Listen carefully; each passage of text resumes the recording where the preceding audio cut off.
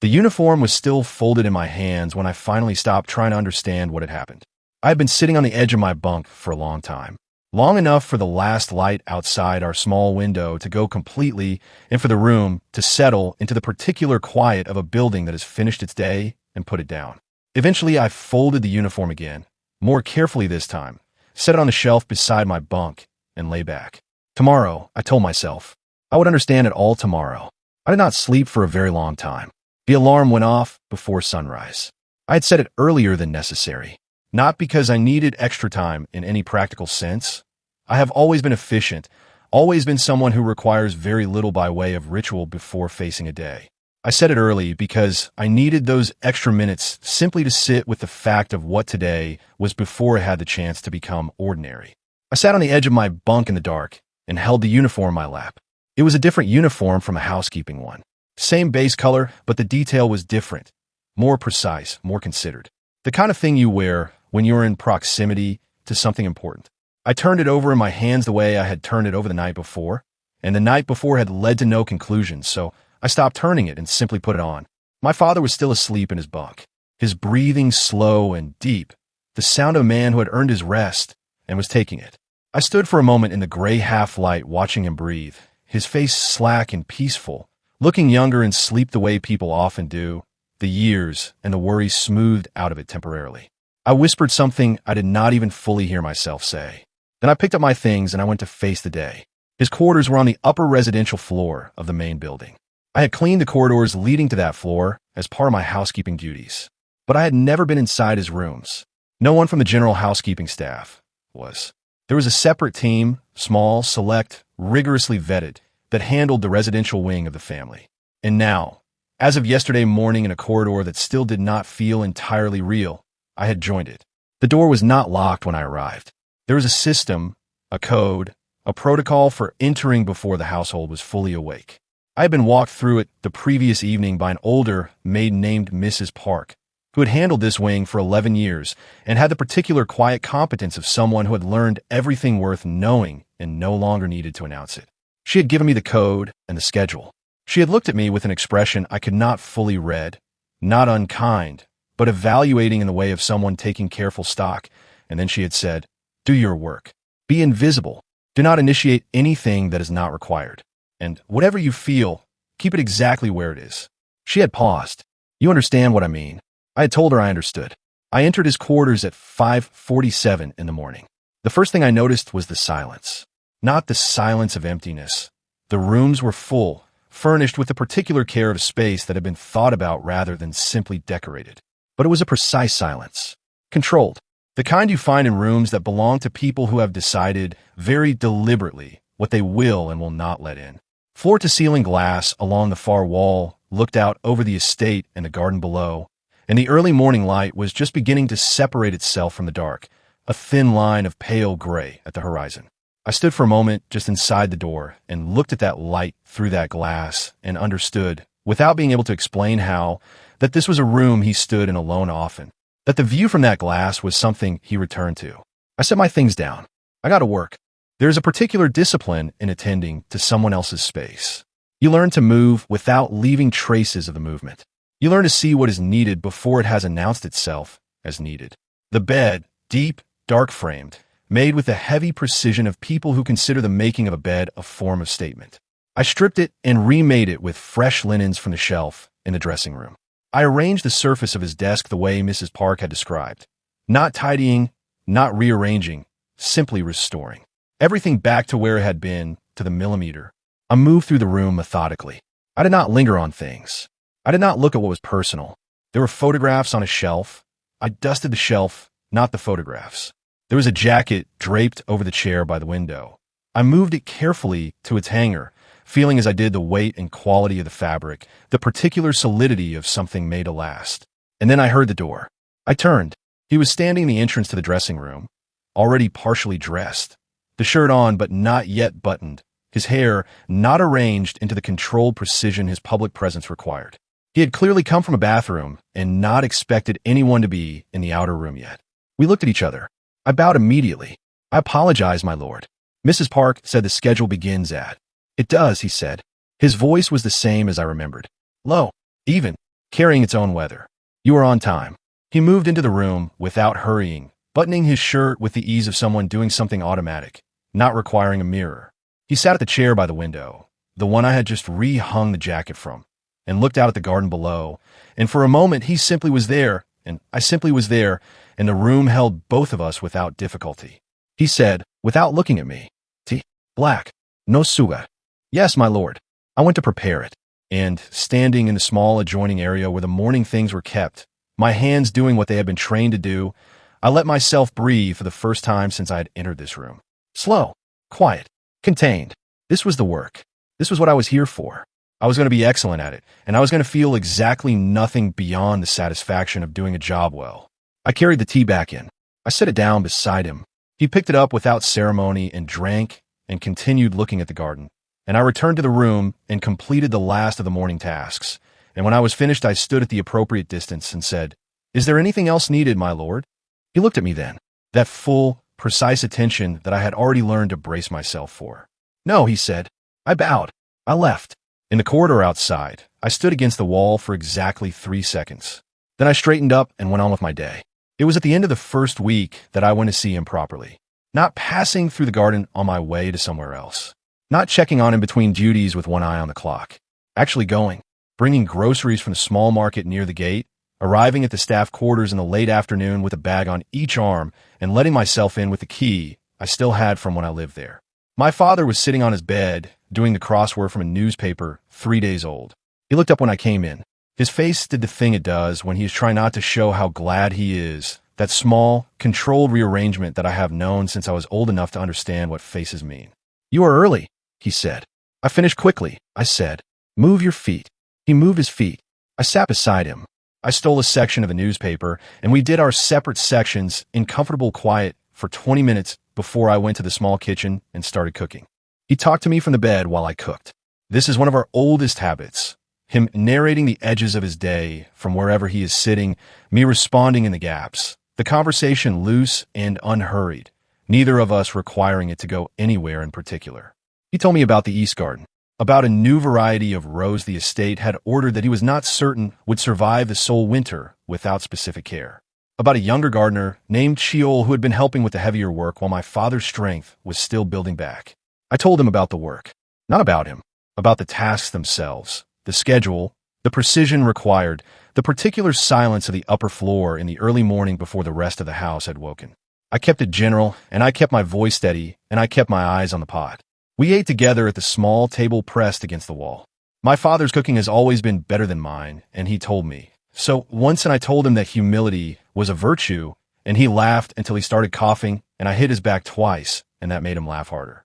After dinner, I washed the dishes, and he dried them the way he always insists on drying them. He will not let me do both, has never permitted it, considers it a small but important act of participation. By the time we were done, the evening had fully settled, and neither of us was in any hurry for it to end. I slept in my old bunk. It was lower to the ground than my new one in the residential staff quarters, slightly narrower, and it smelled of the detergent my father has used for 30 years without variation. I lay in the dark and listened to his breathing from the other side of the room and felt something in me that I spend a lot of my ordinary life not noticing, the particular safety of being near him, the way the world feels a manageable size when he is in the same room. I slept immediately and deeply. In the morning, I came back to work. It was the second week when a morning stopped being just mornings. I do not mean anything dramatic by this. I mean that routine, when it is shared between two people in close proximity, develops a texture. And texture, if you are not careful, develops into something you look forward to. And something you look forward to is already further than you plan to go. I was careful. I'm always careful. But careful is a strategy, and strategies, I was beginning to learn, have their limitations. It was a Thursday morning. I had completed his room and prepared his things for the day, and I was in the small adjoining area collecting the used linens when I heard him come back in from wherever he had been. Some early meeting, Kim had mentioned a briefing, and I heard him say to someone in the outer room, "My bag." The black one. I did not hear Kim's response, but I heard footsteps, a pause, and then Jae-won's voice again, quieter, "Get it for me." Kim appeared at the door of the adjoining area. The black travel bag. It would be in the dressing room. He needs it for the car. I found it on the upper shelf of the dressing room. Black, compact, structured. I carried it out. I did not know, as I walked through the door and across the room toward him, that Lady Shin was on the gallery above. The upper floor of the main hall had a gallery walkway that looked directly down into the entrance below, and she had been there for some minutes, watching her son prepare to leave, doing the things that mothers with grown children sometimes do in quiet moments. Simply watching. Simply keeping him in her sight. She saw me cross the room. She saw him look up when I approached. She watched me hold the bag out, and she watched him take it, and as he took it, something happened that she could not have anticipated from where she stood. He paused. He looked at me. Not at the bag. At me. At my hair, specifically. There was something in it, I found out a moment later. A small, dried petal, pale from the work I had done in the adjoining garden section the morning before. It had been sitting in my hair without my knowing. He set the bag down. He said, quietly, "Come here." I went still for a fraction of a second. Then I took the 2 steps that brought me close. He reached out, and his fingers found the petal in my hair and extracted it with a deliberateness that had no business being as careful as it was. He held the petal briefly. Then he let it go. "There," he said. I bowed my head. "Thank you, my lord." He picked up his bag and walked out. I stood where I was. Above, on the gallery, Lady Shin looked down at the empty space where her son had been standing, and then at the girl still standing in it. Her head slightly bowed, her expression composed in the way of someone composing it deliberately. Lady Shin's hand found the railing. She stood there for a long time. Then she turned and walked back the way she had come. That evening, I brought a fresh towel and a cold bottle of water to the open field behind the estate. This was part of the schedule, too, noted simply in the evening column. Stables, 1,800 hours. He rode in the evenings when the day's business had concluded. I had learned to have things ready and waiting at the boundary of the stable area for when he came off the horse. The field was wide and quiet, separated from the formal gardens by a low stone wall. The stables sat at the far end. Late light moved over the grass in long gold lines, and it was the kind of evening that makes Seoul feel temporarily quiet in a way the city rarely permits. I heard him arrive. The cadence of his footsteps. I had learned those by now. I would know them in a corridor full of other footsteps. "My lord," I said, turning. I held out the towel. He took it, pressed it briefly to the back of his neck. He was in riding clothes, simpler than his usual presentation, the formality stripped back. And it was one of the only times I'd seen him look like a man who had simply been doing something physical rather than a man who was always, in every context, the most significant person in the room. He looked at the horses. Then he looked at me. "Have you ever ridden?" he said. "No, my lord." He was quiet for a moment with that particular evaluating stillness. Then he looked back at the horses. "Come," he said. And before I had fully registered what was happening, the horse was there, tall and dark and breathing, much larger up close than it had looked from a distance.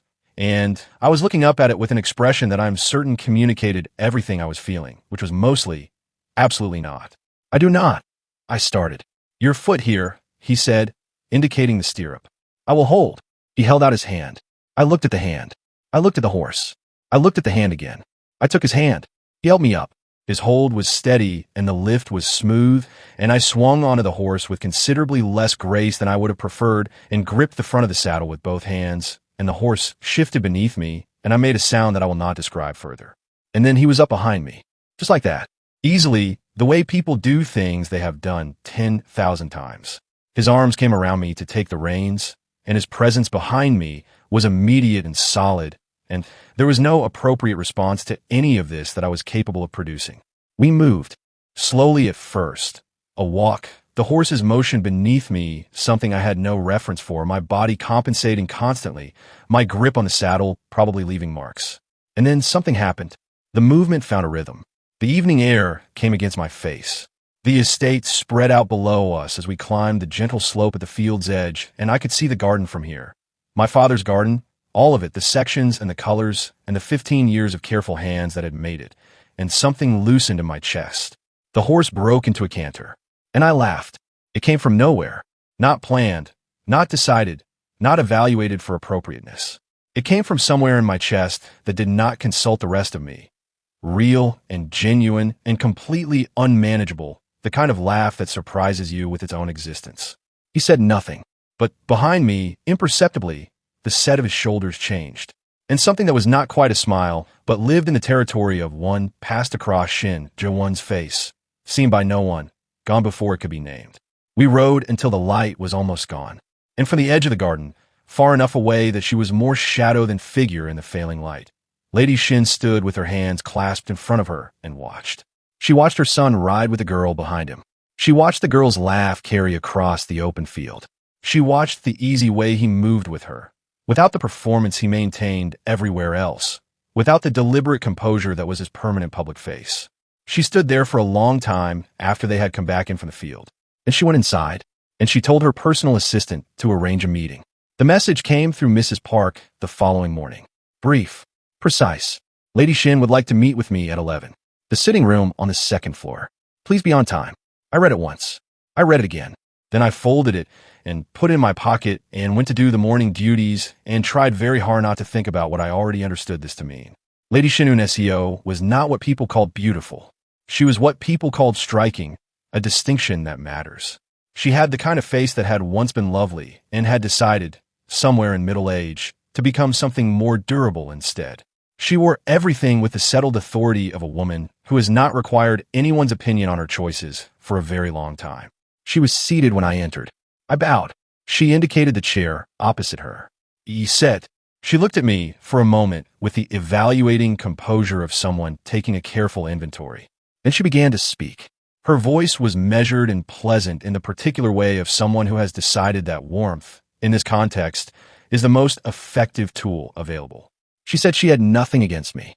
This was her opening, and I noted it because it is always significant when someone begins by telling you what they do not have. She said she had watched me work. She said I was capable, clearly devoted to my duties, and that my presence on the estate had been. She chose the word carefully, noted. She said my father was a man of good character who had served this family with integrity for many years, and that she respected him. She paused, and then she slid an envelope across the table. I think, she said, in the same measured and pleasant voice, that a girl with your intelligence and your qualifications deserves a real beginning. The kind of beginning that a position like this one cannot offer. She looked at the envelope and then at me. This would allow you to return to the city, to find something appropriate to your education, to take proper care of your father. She folded her hands. You understand that some distances are not unkind, she said. They simply are. I looked at the envelope. I thought about my father's hands in the soil of this garden. I thought about a cold morning in the rain and a corridor of still maids and a hand catching another hand in midair. I raised my head and looked at her directly. I am grateful for your consideration, my lady, I said. Truly, but I'm not able to accept this. Something shifted very slightly in her expression. My position here was given to me by Lord Shin himself. I continued. I believe he would not be well pleased to know I had made a decision of this size without his knowledge. And I do not think it is my place to accept arrangements that do not come from him. I paused. I mean no disrespect. I'm simply being honest with you about where I stand. Lady Shin looked at me for a long moment. The silence had a shape to it. I sat inside it and did not move. I see, she said finally. I stood. I bowed. I thanked her for her time. And I walked out. In the corridor outside, I kept walking at the same pace until I had turned 2 corners and was entirely out of sight. Then I stopped. I pressed my back against the wall. I stood there with my eyes closed and my hands flat against the cool surface, and I breathed slowly and deliberately until the feeling in my chest settled back into something manageable. Then I went back to work. 2 days passed. I did the work. I was excellent at the work. I kept my expressions composed and my movements efficient, and I did not revisit, either in conversation or in my own head, the 11 o'clock meeting in the second floor sitting room. I was going to leave it there. I was walking through the main corridor on the east wing, carrying fresh linens to the cupboard, when she appeared from the turning ahead. Lady Shin. We saw each other at the same moment. She stopped. Something moved in her eyes, quick, calculating, the expression of someone who has just been handed an unexpected opportunity and is already deciding how to use it. She walked toward me. I kept my pace steady. She stopped close. Closer than necessary. Close enough that her voice, when she spoke, was only for me. I want you to understand something, she said quietly. The pleasantness was entirely gone. What remained was clean and cold and honest in a way her previous manner had not been. What you said in that room about my son's preferences, that was a very small kind of cleverness. I have been managing this family for 30 years. I have seen girls try far more sophisticated things than you. She looked at me with the particular attention of someone making sure every word lands exactly where they intend. I would encourage you to think very carefully about. She stopped. Her expression rearranged itself in less than a second. What replaced it was astonishing in its completeness. A smile, warm and natural, her posture shifting, the cold thing entirely gone as though it had never been there at all. I turned. He was coming down the corridor. Shin Jae-won, still in the jacket from his morning meetings, unhurried, Kim 2 steps behind him.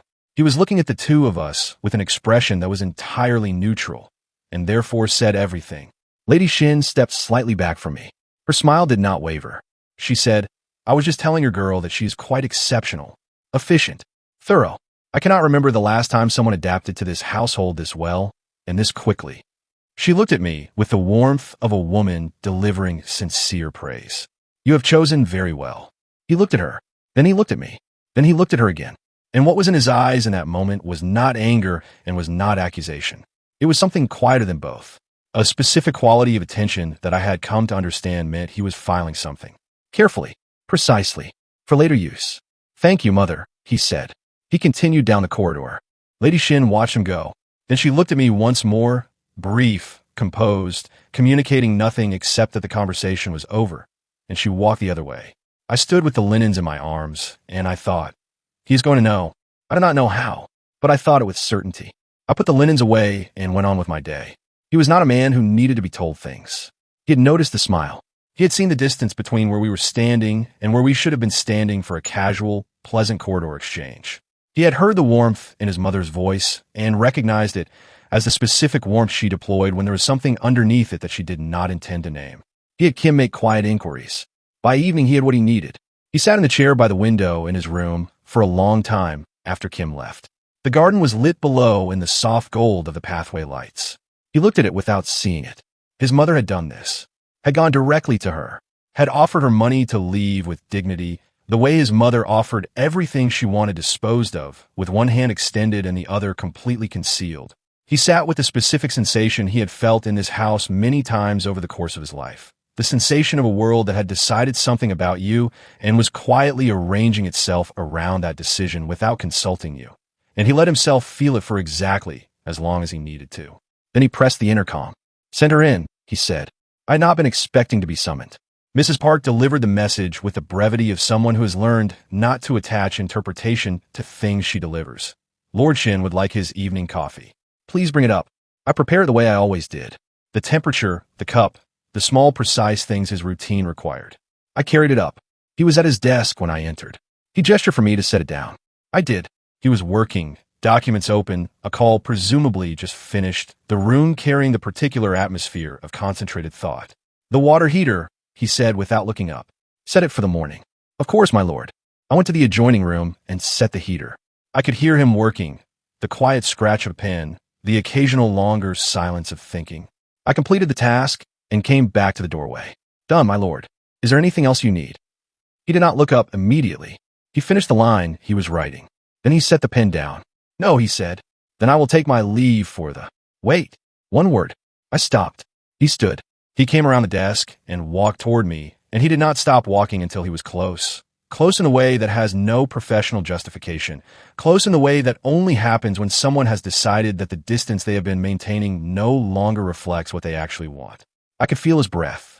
I kept my eyes level, focused on a point past his shoulder with the concentration of someone sitting a very difficult examination. "I know about my mother's offer," he said. Silence. My eyes found his involuntarily and immediately wished they had not, because looking at him from this distance was a completely different experience from looking at him across a room. "My lord, I am sorry. I should have told you. I did not want to cause any difficulty between. I was talking. I could hear myself talking. I was not entirely in control of the talking." He raised one finger. He pressed it gently against my lips. I stopped talking. The room was entirely quiet. He said, in a voice lower than his usual voice, which was already low, "Why did you refuse it?" I looked at him. He looked at me.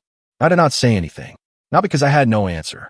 Somewhere in the part of me that had been honest about things long before my brain caught up, there was an answer, clear and complete and requiring no additional thought. But it was not an answer I was ready to say out loud. It was not an answer I was ready to give a voice to, because giving a voice would make it real, and real was not a place I was prepared to stand yet.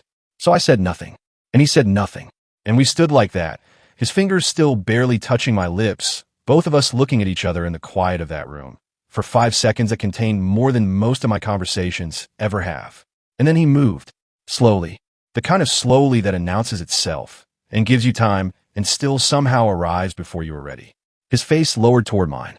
The distance between us became something that had a physical presence all its own. My heart stopped consulting me. I stepped back. "I will be going, sir," I said, and my voice was almost steady, and I was already moving toward the door, and the door was there, and then the corridor was there, and I was in it, and my feet were carrying me, and I was not going to think about what had just happened in that room. I was not going to think about it. I walked. I kept walking. I did not stop until I reached the garden path, and the cool night air met my face. And then I stopped. I stood in the dark, and I breathed.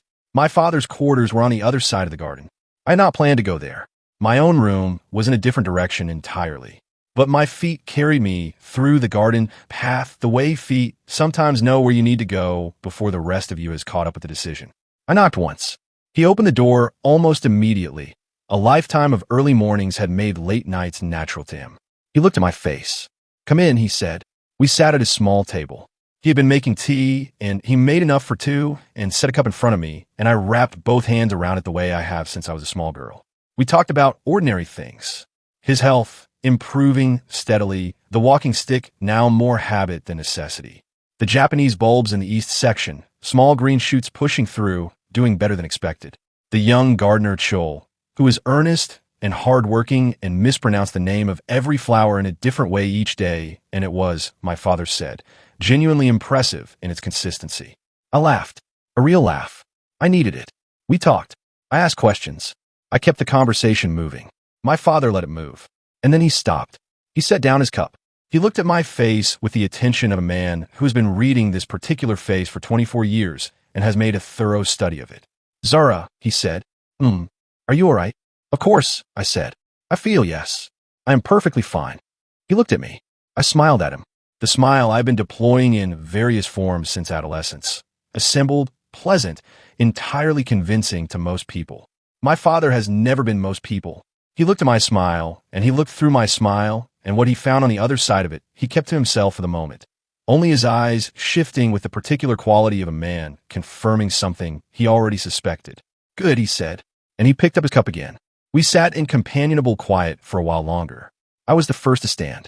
"I cannot stay tonight," I said. "Early morning." He nodded. He walked me to the door the way he always does. At the door, he held my face in his hands. One on each cheek, his palms warm and dry. The hands of a man who has spent a lifetime working the earth, and it shows in every line of them. He looked at me for a moment. He said, "Your heart is not a garden you can just lock the gate on, my daughter. Whatever it is you are carrying right now, just make sure you know what it is. Make sure you know what you want. And do not be afraid of the answer." He pressed a kiss to my forehead, slow and deliberate, the same kiss he has given me since I was 12 years old, and we learned how to breathe again after my mother was gone. "I love you," he said. "I love you," I said. He let me go.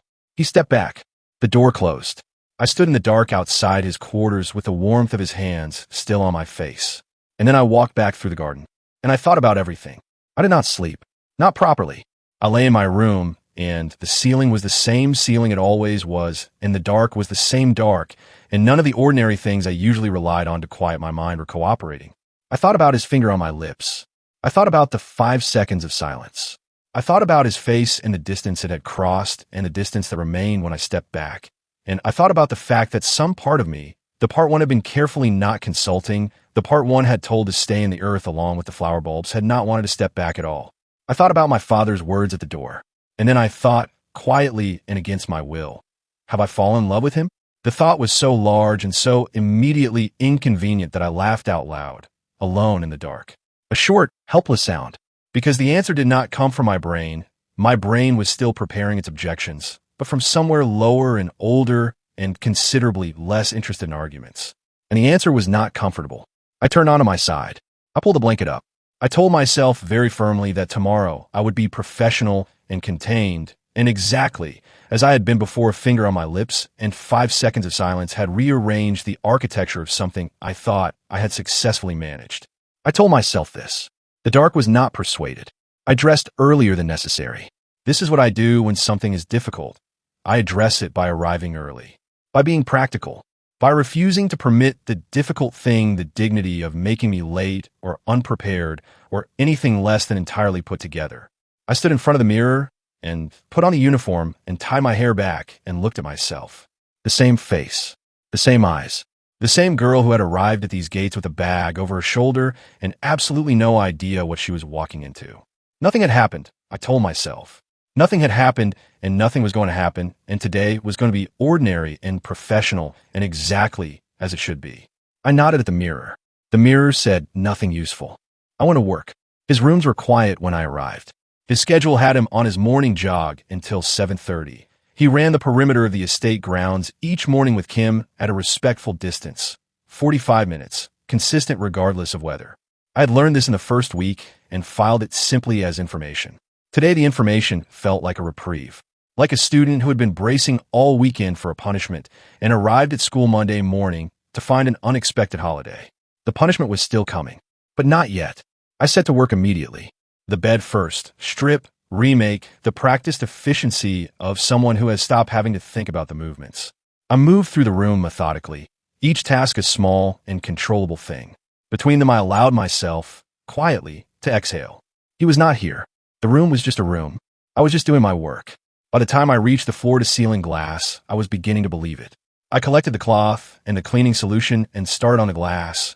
Wide, slow circles from the top, working my way down. The garden was visible below in the morning light. The east section was in bloom now. The Japanese bulbs, the ones my father had sent me to collect on the morning of the first corridor, and the first glimpse of a jaw and a profile. I could see the color of them from here. I started to sing. I do this. Not often and not loudly. Just the kind of quiet, involuntary singing that happens when you are alone with a repetitive task and your mind has settled enough to let a melody through. I was not thinking about what I was singing. I was just singing.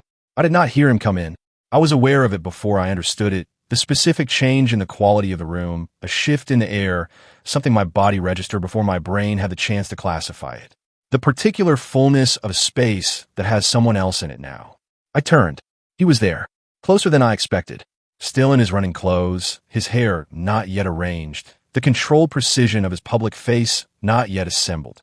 Just a man who had come back from his morning run and quietly opened the door to his own room and found someone singing at his window. I screamed. Not a dramatic scream. The sharp, involuntary sound of someone whose nervous system has been suddenly startled. Loud enough to ring in the room and probably the corridor outside. I stumbled back a half step, my hand hit the glass, and my heart relocated itself to somewhere in my throat. He moved immediately. Both hands up, one quick step forward. I am sorry.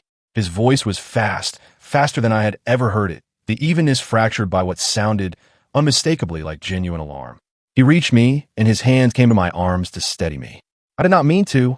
I am sorry. Are you all right? I was staring at him. He was staring at me. His hands were on my arms, and we were close again, the same closeness as 2 nights before, except now we were both breathing quickly. Him from the run and the shock, me from being startled and from everything else that the closeness immediately produced. And his face was right there, and his eyes were right there, and the question of what had happened in this room 2 nights ago was right there between us, completely present, not going anywhere. 5 seconds. He said, quietly, I am sorry. For yesterday. I looked down. The floor. The floor was safe. Please do not. I started. I stopped. I stopped again. Something about being in close proximity to him had a consistent and deeply irritating effect on my ability to finish sentences. I needed to move. Movement was what I knew how to do. I stepped sideways. I should start the bath. So that you can. His hand caught mine. Not hard. Not demanding. Just there. His fingers around my wrist. I could have broken the hold without difficulty. I did not. He drew me back. I turned toward him, and then somehow the distance collapsed, and I was in his arm and my free hand was against his chest, and I did not know exactly how any of these arrangements had happened or when I had stopped trying to prevent them. He looked at me. I looked at him. And this time when his face came down, I did not step back. I'm not going to try to describe it adequately because there is no adequate description for the first moment that something you have been refusing to name becomes completely, irreversibly real. I will say only that it was quiet, and that it was warm, and that every part of me that had been carefully composed for weeks simply stopped composing itself. He pulled back. I opened my eyes. He was looking at me with that same dark, precise attention, except something in it was different now. Something that had been filed and controlled was a little less filed, a little less controlled. I will get the bath now, I said. My voice was steady. I was proud of it. I walked to the connecting bathroom door. I opened it. I went in and closed it behind me and turned on the water and stood above the filling bath and looked at my own reflection in the mirror over the basin. The same face, but something in it was different now, too. Something that had been braced and guarded and carefully managed was for the first time simply open. I turned back to the bath. I adjusted the temperature. I did the work.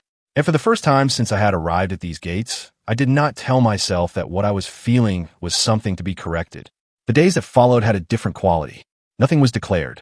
Nothing was announced.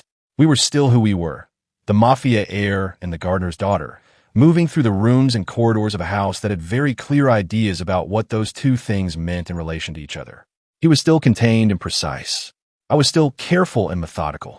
But there was something between us now that had not been there before. Both of us knew it was there. Neither of us looked directly at it. It was enough. For now, it was enough. I did not know that there were people who had been watching this estate from outside its walls for a long time. I did not know that the decision to act had been made weeks ago. I did not know that the vehicle for that action had been chosen not from the outside, but from within, a man who had worked in this house for 8 years and had, over the course of the last 3 of them, been quietly and completely compromised. His name was Lee. He worked the kitchen and the residential service area. He had been selected because of his access and his invisibility, the specific invisibility of a long-serving, quiet, unremarkable man who no one looks at twice because there has never been a reason to. I should not have noticed him, but I did. It was a Tuesday evening. I was returning to collect the last of Jae-won's things from the service corridor adjacent to the private dining room. He had a dinner meeting, quiet, internal, the kind the estate hosted behind closed doors without announcement. A regular evening. Nothing to flag. Lee was in the corridor. This was not unusual. He had duties in this area. I had passed him here before, but there was something small and wrong in the specific way of things that are off by a fraction. The way he was standing, the angle of his body toward the door, the thing in his hands that he was moving in a way that drew attention by trying not to draw attention. I looked at his hands. I knew what I was seeing. Not because I have any experience with these things, I do not. But because there is a category of object that the eye recognizes regardless of experience. The shape of it. The purpose it communicated before a single word could be spoken. Something intended for a room, he had no business entering with it. I did not stop to think. Lee. He turned. And in his face, I saw the thing that confirmed everything. Not guilt. Something colder than guilt. The expression of a man who has been caught at the precise moment when there is nothing left to do except manage what comes next. He moved faster than I expected. The concealed blade was out before I had fully processed that he had reached for it, and the thing he had been carrying was dropped because there was now a more immediate problem, which was me, standing in the corridor close enough to the dining room that one sound from me would carry through the door. He had to deal with me first. I backed up 1 step. He covered it instantly. I turned and got 2 steps toward the main corridor before his hand caught my arm and pulled me back, and the blade was there, and I did what I did. Not heroically, not with any strategy, just with the same instinct that has always been faster in me than thought. I got my arm up. The cut was clean and immediate. I felt it as heat before I felt it as pain, a long, burning line from elbow to wrist on the arm I had raised without thinking. Then the pain arrived fully, and the breath left me all at once. I screamed, and the corridor filled immediately.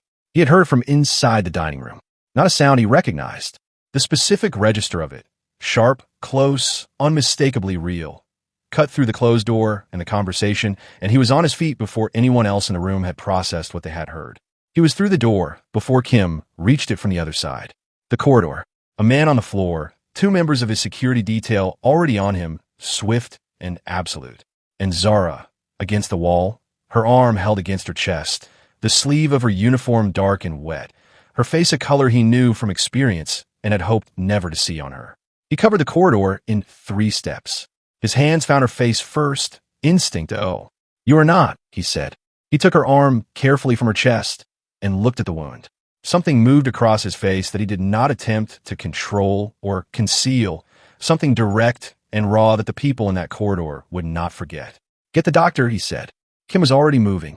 He put his arm around her and took the weight she had not admitted she needed to give, and she led him, and they moved together toward the elevator at the end of the corridor. Behind them, in the hands of his security team, the man who had worked in this house for 8 years was dealt with in the way this family deals with things. Swiftly, completely, without negotiation. They told me afterward that I lost consciousness in the elevator. I do not remember this. My last clear memory is the corridor and his arm, and the particular way he said "you're not" when I told him I was all right, the way it sounded like something much larger than a contradiction. After that, there are fragments. The doctor's voice. Something cold against my arm. Light through a window I could not place. And then I would surface again, and he would be there. Every time, without exception, sitting in the chair he had placed at the left side of the bed, close enough that I did not need to turn my head to find him. Not performing a vigil. Not arranged in the posture of someone doing something significant and visible. Just there. The way he was always there, still self-contained, not requiring the moment to be anything other than what it was. I drifted and came back, and he was there. At some point, I cannot say when time had become fluid in the way it does when you are not quite fully inside it. I became aware of other presences in the room. I turned my head carefully and saw my father. He was on the other side of the room, seated, and the expression on his face was the one I've spent the most energy in my life trying never to put there, the expression of a parent watching a child be in pain and being unable to absorb it for them. His hands were in his lap. He was looking at me with all of his love and all of his fear in equal, undisguised proportion. I tried to smile at him. He shook his head just slightly, meaning, stop that. Meaning, you do not need to do that here. I let the smile go, and somewhere near the door, Elder Shin stood in the upright and settled way of a man who has long since stopped needing to arrange himself for any room. He was looking at his son. The expression on his face was not grief and was not pride in the ordinary sense. It was something more like recognition. The look of a man seeing something in someone he raised that he had not known was there, and adjusting his understanding accordingly. And Lady Shin was in the doorway. She stood with her hands clasped in front of her, in the posture she always carried, composed, self-contained, the impeccable surface of a woman who has kept this family intact through decades of things that would have fractured other people. She was looking at her son in his chair beside the bed. She had been standing there for some time.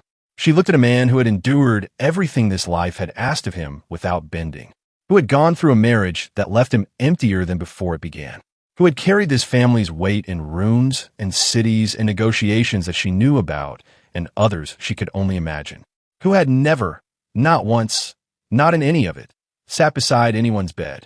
She looked at the girl in the bed, a gardener's daughter, with her arm wrapped and her eyes half open, and even now, even in this, a quality in her that Lady Shin had been trying for weeks to classify as ordinary, as insufficient, as the wrong material for her son's world.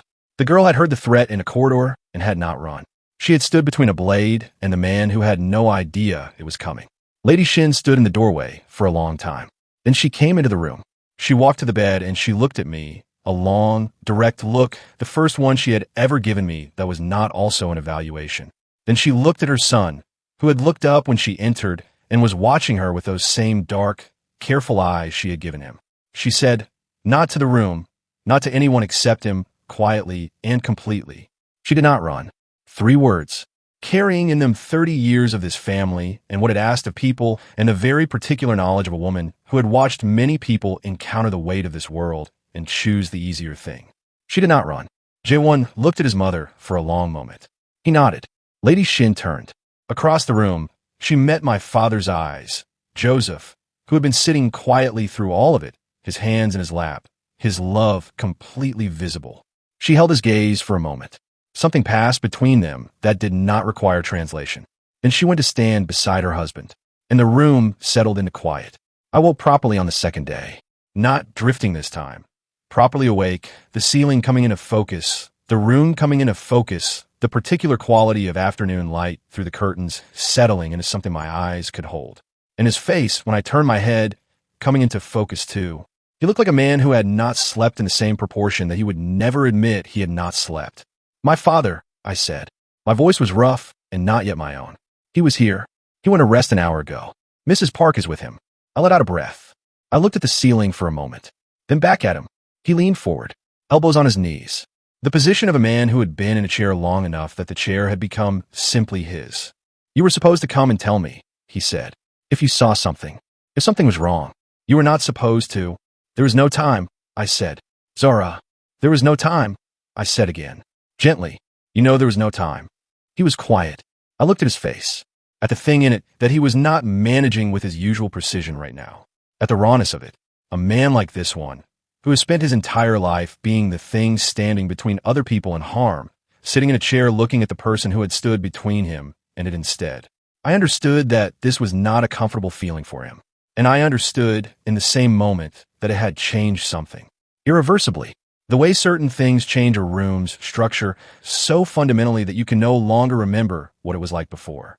He reached out. His hand covered mine where it lay on the blanket. He did not say anything. He did not need to.